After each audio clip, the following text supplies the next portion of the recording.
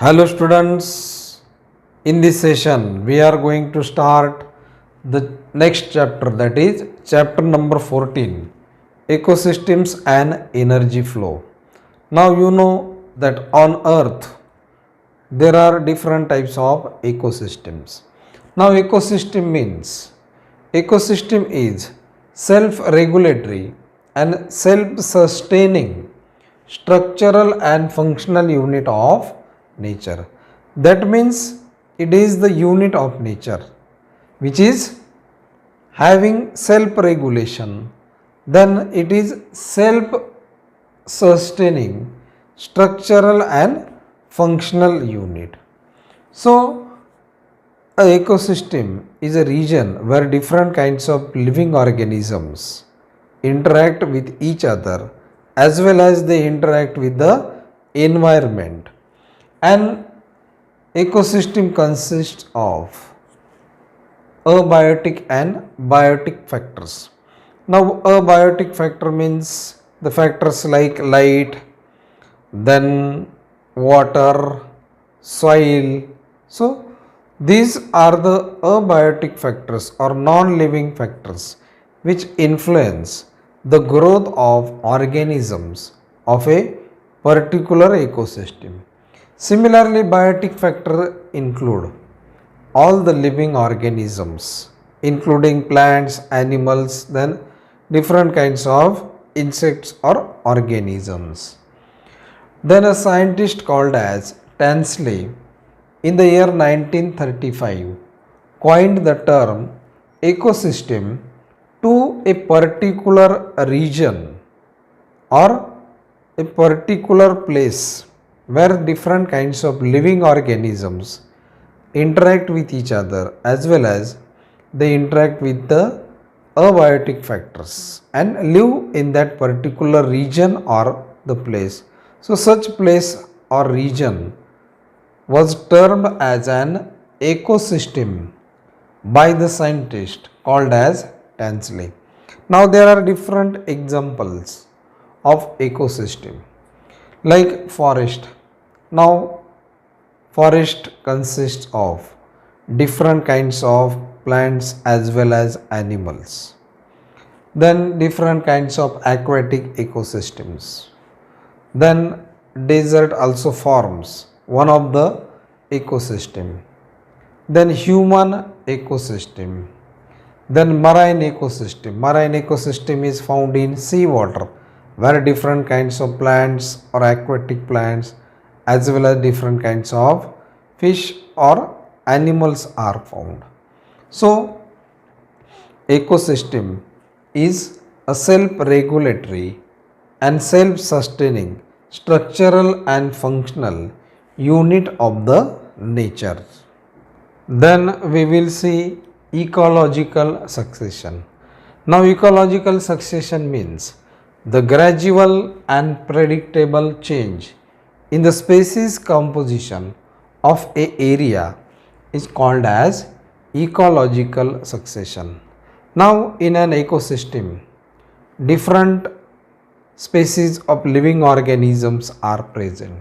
So the gradual and predictable change in the species composition, that means the composition of the species changes in a particular region is called as ecological succession. Now ecological succession is the response of community to the environment over the time. Now two or more species form the community.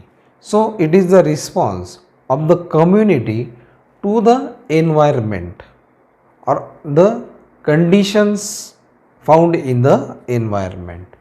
So all these communities constantly change their composition and structure according to the change in the environmental condition. That means the composition as well as the structure of the communities constantly change due to the change in environmental conditions. So different environmental conditions, for example light, then soil, temperature affect the growth of a particular species, and two or more species form a community. So these community constantly change their composition. Change their composition means the number of species or the number of organism constantly change due to the change in the environmental condition. Now climax community is near the equilibrium with the environment after ecological succession. Now in ecological succession, different organisms or different species come together and they interact with each other, and after a particular period the community becomes stable and it is called as climax community. So climax community is near the equilibrium with the environment after ecological succession. Then we will see the steps which occur in the process of ecological succession. So ecological succession occurs in a stepwise manner. Now the first step or phase is nudation. Now nudation means it is the development of a area, or it is called as bare area or barren area for the development of new species. Then migration. Now migration is a process in which the seeds arrive from different regions or places to the barren area and act as propagules. Now propagules means these are the means, or seeds are called as the means of reproduction and to produce a new plant. So such seeds arrive from different places to the barren area. Then ascesis. Now ascesis means it is the establishment and initial growth of vegetation. Now vegetation means all the plant life come under the term that is vegetation. So after the arrival of seeds, there is establishment and growth of new plants. So these plants grow in the soil or they undergo the process of germination and develop into new plants. This step is called as ascesis. Then after the development of new plants or the vegetation, there is competition between the plants for the factors like light. Now you know that plants require proper amount of sunlight for their proper growth and development. Similarly, they also require space and proper nutrients for their growth and development. Then reaction is the next step. Now reaction means due to the decomposing organic matter, humus is developed in the soil. Then one plant community replaces the another during this phase. That means some species are replaced by new species of plants. So such phenomenon is called as reaction. Then the last step in ecological succession is stabilization.